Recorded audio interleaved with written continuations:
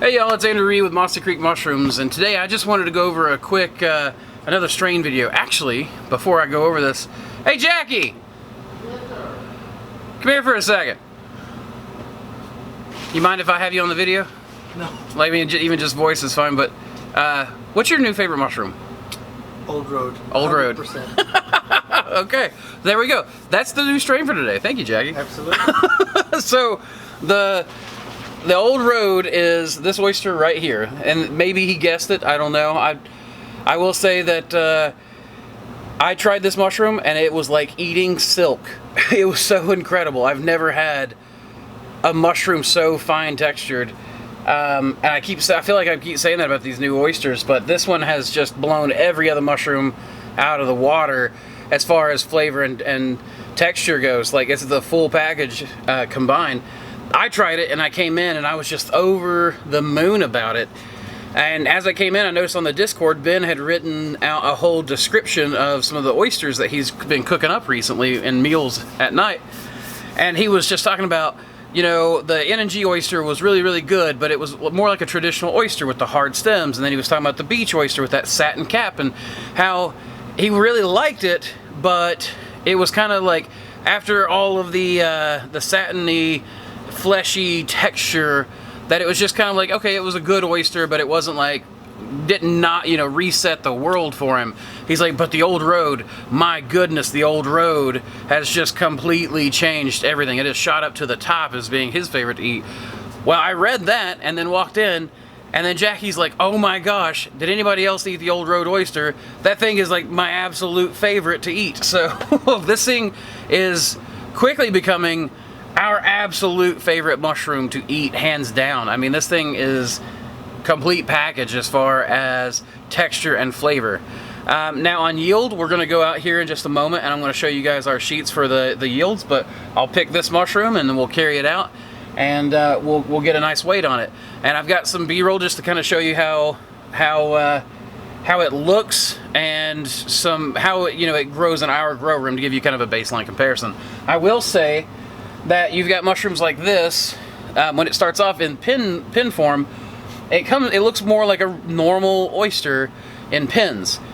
What we have found so far is that if you let it feather, is what we're calling this, if you really let it flip up, feather out, and then grow, we're getting the best texture and the best yield.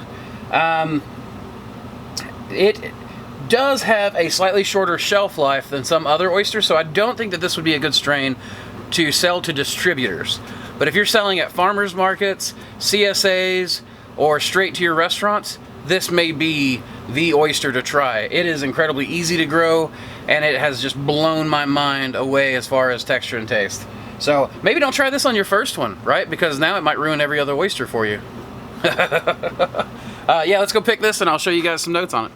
The Old Road? So, yes. Yeah, you go ahead and pick. You're going to be on camera. I'm going to follow you. Go ahead.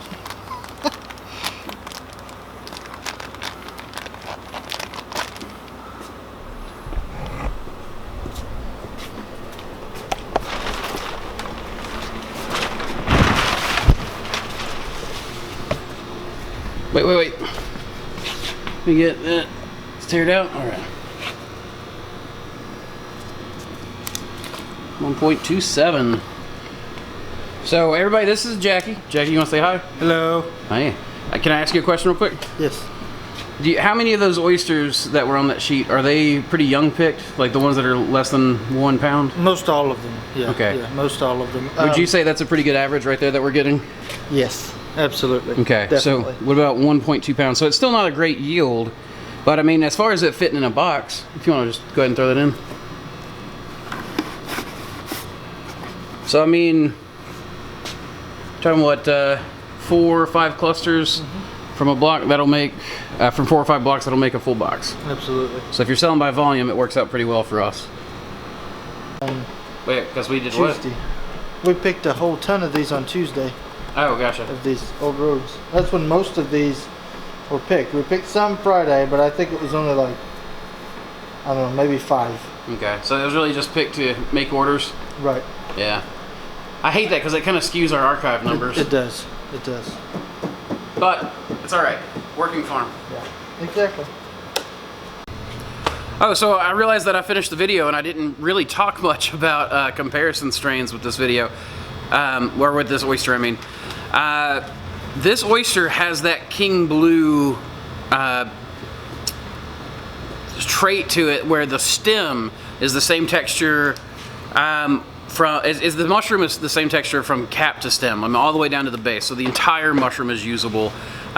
Jackie here likened eating the stem to almost like eating maitake. Like, it had that good of a texture to it. And the flavor, I think we've all been pretty agreed that it's just got a really strong, like many of the oyster mushrooms have a good oyster mushroom flavor to them, and that is good enough in and of itself, but this one has got a strong nutty taste to it. Like, it has a very earthy, I don't even know how to explain it other than nutty. like it's got that kind of creaminess to it, like eating a cashew or something does. Yeah, I just said cashew and Jackie was like, oh yeah, that's it. Like, it's very cashewy, and it's just, man, I loved it. I made just sauteed up some with some onions and a little bit of meat, and we threw it in spaghetti. We threw it as a topping onto some potatoes. We did baked potatoes, topped with the onion, meat, and hello, Cynthia. We did it topped baked potatoes with the onion, mushroom, and ground meat, and then just ate it like that, and it was phenomenal. I mean, just absolutely phenomenal. And I can't imagine a better mushroom to have done that with. I think I flavored a little bit with some soy sauce and some oyster sauce, so it gave it a little bit of a darker flavor, but kind of reminds me of something that you would eat, you know, when you go eat some sort of sauteed mix with cashews in it. So anyways, guys, I will tack that somewhere in the middle of this video, and then we'll go back to your regularly scheduled programming.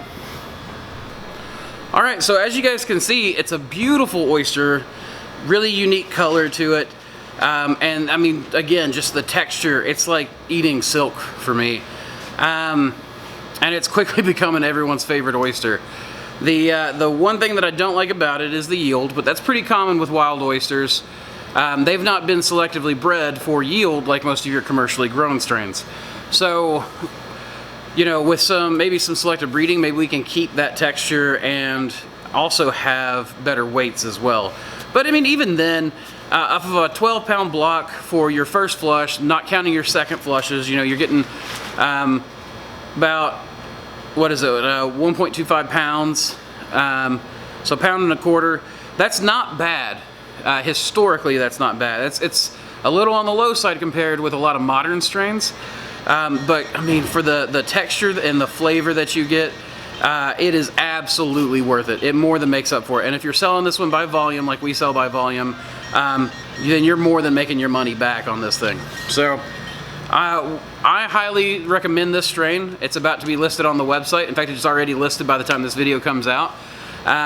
We should have at least some preliminary numbers up on the website for you guys, as well as some good pictures of the crop that we're just picking. If you guys want to trial this oyster, I again highly recommend it, and I think that this oyster really needs some good trialing. And Jackie, was that on our sawdust mixture, the Masters mix, or was that on the straw? Do you know? Straw. This is straw. That was on our straw mix.